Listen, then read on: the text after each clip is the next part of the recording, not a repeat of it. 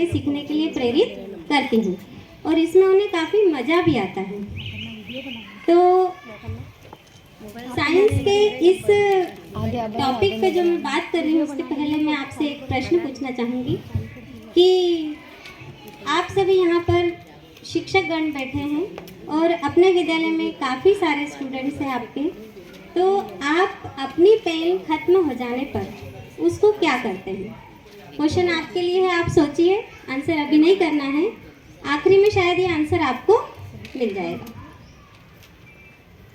मेरी पोस्टिंग यहाँ पर 2019 की है क्योंकि उससे पहले मैं बड़वानी ज़िले में थी और जैसे ही मैं 19 में आई तो दुर्भाग्यवश एक ऐसी महामारी जिसके बारे में हमने कभी सोचा भी नहीं था, कोविड-19, उसका पदार्पण हुआ और वो आई और उसने सभी को एक दूसरे से पृथक कर दिया। पृथक करने के बाद में जब मैं विद्यालय गई तो पहले तो मुझे बच्चे जानते नहीं थे। जैसे ही लॉकडाउन खुला तो मैं विद्यालय पहुंची और वहाँ पर मैंने देखा कि जो बच्चे हैं वो बिल्कुल मुझसे कांटेक्ट करने से डर रहे हैं और विद्यालय का जो परिसर था, आप सभी जानते हैं कि हम काफ़ी समय के बाद स्कूल में पहुँचे थे, तो वहाँ का परिसर प्लास्टिक से भरा हुआ, पत्तों से भरा हुआ, कई सारी चीज़ों से भरा हुआ मैंने देखा। पहली बार तो हमने जैसे तैसे सफाई करवाई। उसके बाद जब बच्चों के लिए जैसे अगला लॉकडाउन खुला और बच्चों ने स्कूल में प्रवेश किया तो मैं क्या देखती हूँ कि बच्चे एक दूसरे से कुछ उतने जुड़े हुए नहीं हैं और वो हर चीज़ को डिब्बा बंद खाने के लिए, मतलब घर से भी रहता है ना बच्चों को कि बेटा आप डिब्बा बंद चीज़ खाओ, पैकेट वाली चीज़ खाओ, तो वो पैकेट वाली चीज़ खाते हैं और सारे जो पैकेट्स हैं वो वहीं गिरा देते हैं और जो पैकेट किसी ने गिराया है उस पैकेट को दूसरा, उस रैपर को कोई दूसरा हाथ भी नहीं लगा रहा है।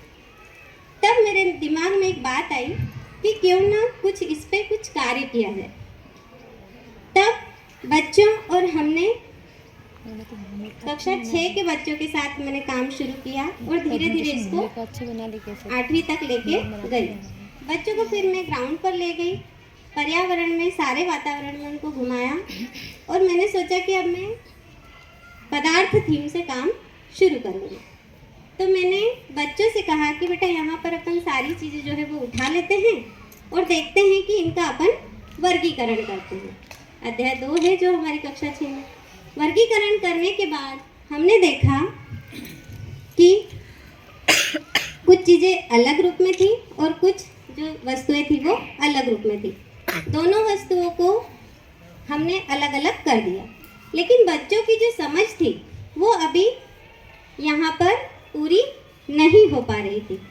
वो ये तो कर सकते थे कि पूर्व ज्ञान के आधार पे वो प्लास्टिक और अन्य पदार्थों को अलग तो कर पा रहे थे, लेकिन वो है ना ये नहीं सोच पा रहे थे कि ये प्लास्टिक है तो प्लास्टिक क्यों है और ये अन्य पदार्थ है तो ये क्यों है और क्या इन दोनों में अंतर है, इनके क्या गुण धर्म हैं, वो उनकी ये समझ थी। तो फिर हमने सोचा कि चलो कुछ ऐसे कार्य करते हैं कि जिसके द्वारा हम बच्चों को उनकी खुद की समझ बना सकें। तो हमने 2 गड्ढे बनाए और उन गड्ढों में हमने ये तो एकत्रीकरण करवाया जो आप यहाँ पर देख रहे हैं। एकत्रीकरण करवाने के बाद हमने 2 गड्ढे बनाए और उन गड्ढों में एक में जो बच्चों के पूर्व ज्ञान के आधार पर प्लास्टिक था और एक जो था दूसरा, वो उन दोनों को अलग अलग हमने रख दिया। तो बच्चे थोड़े दिन बाद जब उसको खोल के अपने आप देखते हैं तो वो जानते हैं कि कुछ चीज़ों का तो जैव अपघटन हो गया और कुछ का नहीं हुआ। तो जिन चीज़ों का जैव अपघटन नहीं हुआ उनको हमने अलग किया और जिनका अपघटन हो गया था उसमें देखें कि कुछ बीज आ जाते हैं, हम उठाते हैं तो कुछ बीज आ जाते हैं, तो वहाँ पर हमने देखा कि कुछ पौधे भी वहाँ पर उग चुके थे। तो ये हुआ एक अंतर, उनको कुछ समझ में आया। उसके बाद जब हमने सोचा कि ये जो अंतर है इससे उनके दिमाग में एक ऐसा प्रभाव छोड़ा कि प्लास्टिक जो है वो किसी न किसी काम का जरूर है। उसके बाद जब हमने देखा कि अपघटित नहीं होता तो क्या, रास्ते में देखा तो जलाते हुए भी देखा हमने, तो क्यों ना इसे जलाया जाए। जब उसको जलाया तो जलाने पे बच्चों ने सोचा कि अरे ये तो बहुत ही तीव्र तीक्ष्ण गंध आ रही है, जब प्लास्टिक को जलाया और जब अन्य पदार्थों को जलाया तो उससे पता चला कि नहीं, इसकी जो गंध है वो उतनी तीक्ष्ण, उतनी तीव्र और उतनी मतलब नापसंद, एक तरह से ऐसी जो खुशबू होती है, ऐसी जो गंध होती है, वो अंतर बच्चे कर पाए। ये बच्चों की एक समझ बनी इस प्रक्रिया के बाद। फिर बच्चों ने सोचा कि ये दो चीज़ें तो हमने देखी है, लेकिन मम्मी हमेशा प्लास्टिक की बाल्टी में पानी क्यों भरती है? बच्चों के मन में ये सवाल थे। तो हमने सोचा कि क्यों ना कपड़े का गिलास बनाया जाए, कपड़े के गिलास में पानी भरा जाए।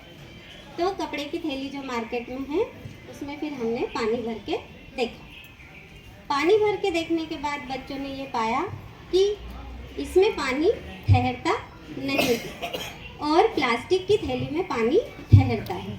तो इससे भी बच्चों के बीच में एक समझ बनी कि यहाँ पर इसका क्या है कि प्लास्टिक इतना टिकाऊ है और इसमें हम पानी को लंबे समय तक भर के रख सकते हैं। और उसका दूसरा भी देखा कि इससे पानी रिसता नहीं है। फिर बच्चों के मन में एक बात आई कि जब हम